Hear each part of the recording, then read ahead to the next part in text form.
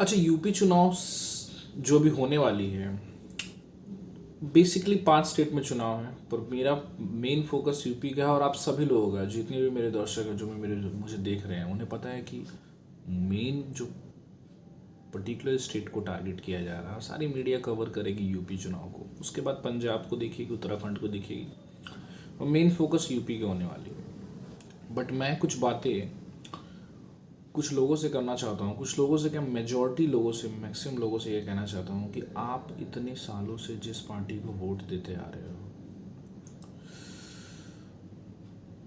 मैं सेंट्रल की बात कर रहा हूँ, कांग्रेस और बीजेपी, क्या इन दोनों ने कुछ किया है आप लोगों के लिए?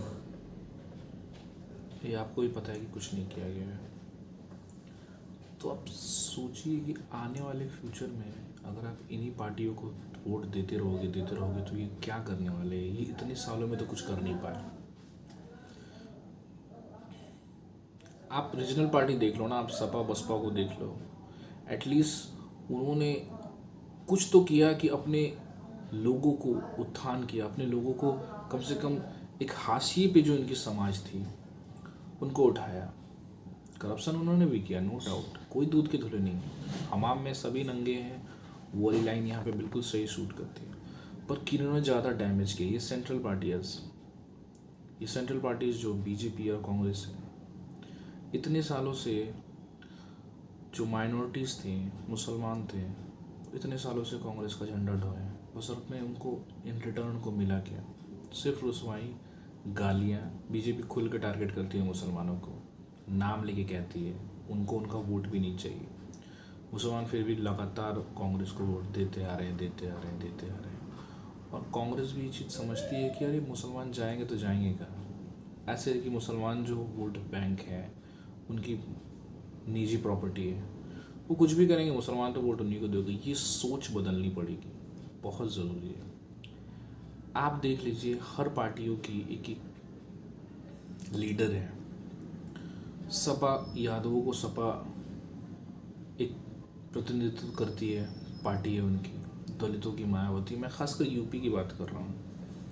देखिए, मैं कास्ट पॉलिटिक्स को बढ़ावा नहीं दे रहा हूँ, मैं बस बात कर रहा हूँ कि जिसका रिप्रेजेंटेशन होना बहुत ज़रूरी है।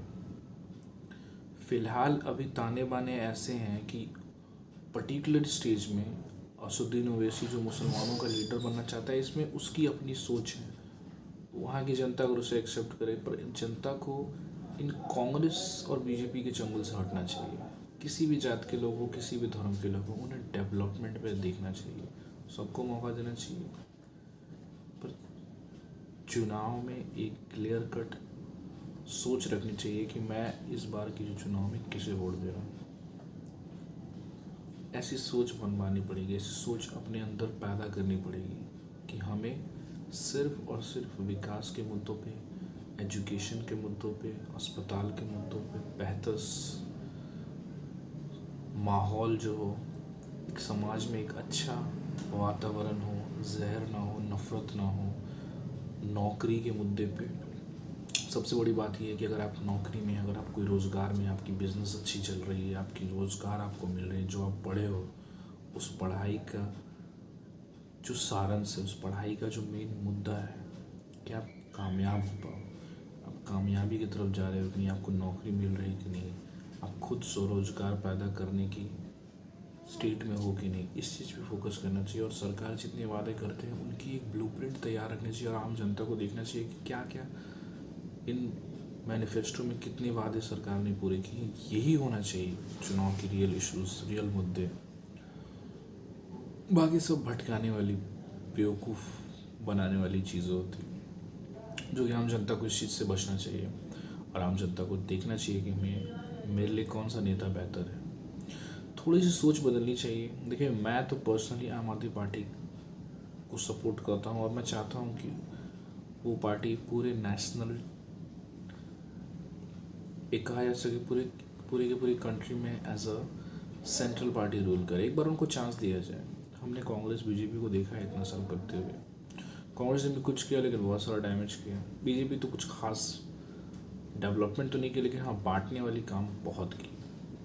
देश इतना नफरत में भर चुके हैं, हमारे जो बचपन के दोस्त थे वो अलग हो गए हैं। पॉलिटिक्स ऐसी हो गई है, भाई को भाई से लड़वाने वाली पॉलिटिक्स पीक पे है, चरम पे है, और उन्हें सपोर्ट मिल रहा है इन गोदी मीडिया से। ये गोदी मीडिया लगातार बहुत ही ज़बरदस्त तरीके से काम कर रही है। इनका देखिए क्यों कर रही है ये, आप ये भी समझिए। गोदी मीडिया को जितना पैसा मिल रहा है सेंट्रल पावर से, सेंट्रल गवर्नमेंट से, बहुत है।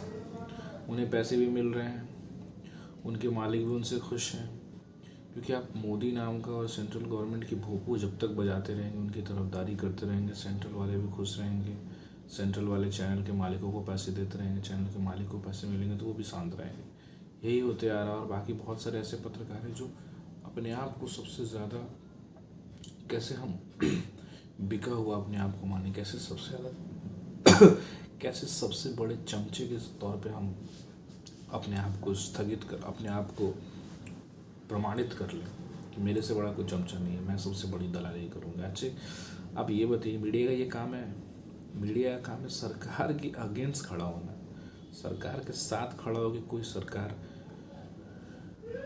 क्या बोला जाए, कोई देश तरक्की नहीं कर सकता है जब मीडिया सरकार के साथ चले।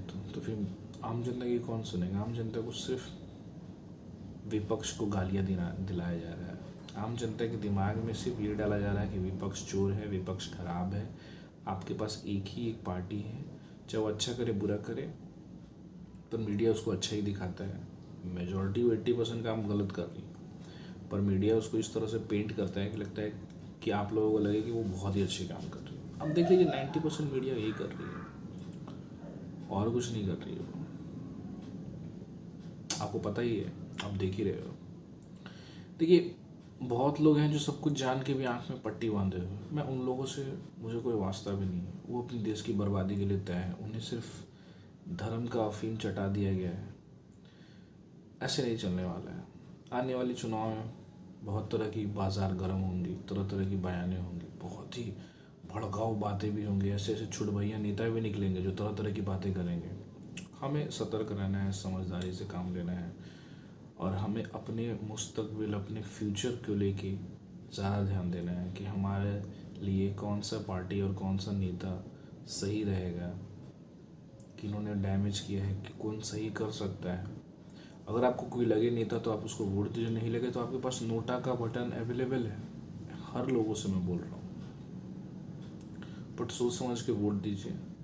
बहुत तरह की बयानबाजी भी आने वाली है, मीडिया का और दोगलापन आपको दिखेगा, मीडिया का और बिछ जाना आपको दिखेगा, सरकार की भोंपू बन के बीच बिछेंगे, ओपोजिशन को गाली देंगे, कोई ओपोजिशन नहीं है, ओपोजिशन चोर है, डकैत है, सब तरह की बातें करेंगे। आपको तय करना है कि आपको क्या करना है, और आपको लगे जो बेटर लगे। देखिए अंत में मुद्दा आपका है, मैं बस सच्चाई बता रहा हूँ कि अभी देश में माहौल क्या चल रहा है और किस तरह से सरकारें काम कर रही हैं।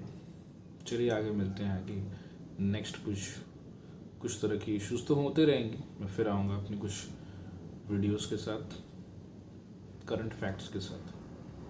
नमस्कार।